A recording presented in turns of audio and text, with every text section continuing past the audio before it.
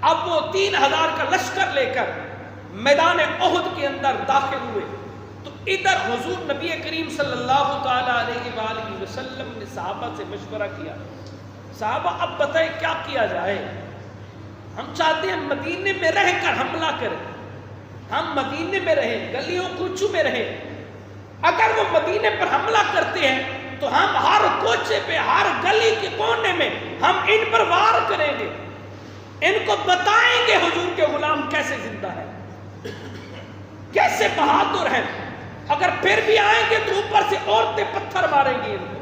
تو ان کو شکست کا سامنا کرنا پڑے گا، یہ بھاگنے پہ مجبور ہو جائیں گے، شکست کھا جائیں گے۔ تو ایک عبداللہ بن ابی،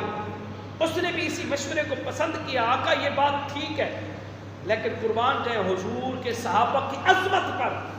وہ جان نثار صحابہ، وہ حضور سے وفا کرنے والے صحابہ، جو عشق کے اندر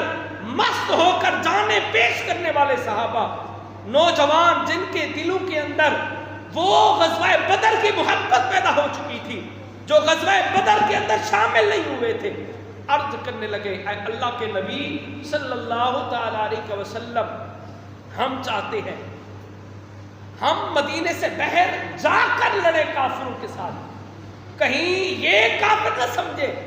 کہ یہ ڈر گئے ہیں، مدینے کے اندر گھر بھی گھر سے نہیں نکل رہے۔ یا رسول اللہ ہم چاہتے ہیں مدینے سے باہر جا کر ان کو للکاریں،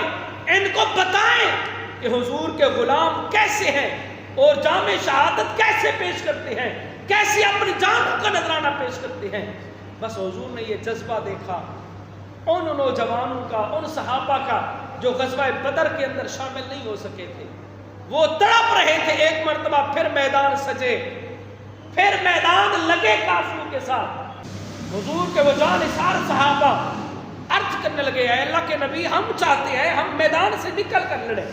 کافر یہ نہ سمجھ بیٹھے کہ مسلمان ڈر گئے ہیں، ہم ان کو باہر نکل کر للکارے، پتہ چلے ان کو۔ حضور کو یہ آداب پسند ہے، حضور نے تیاری کرے پھر چلتے ہیں۔ حضور کے وہ جانثار صحابہ تلواریں لے کر میدان احد کے اندر اترتے ہیں۔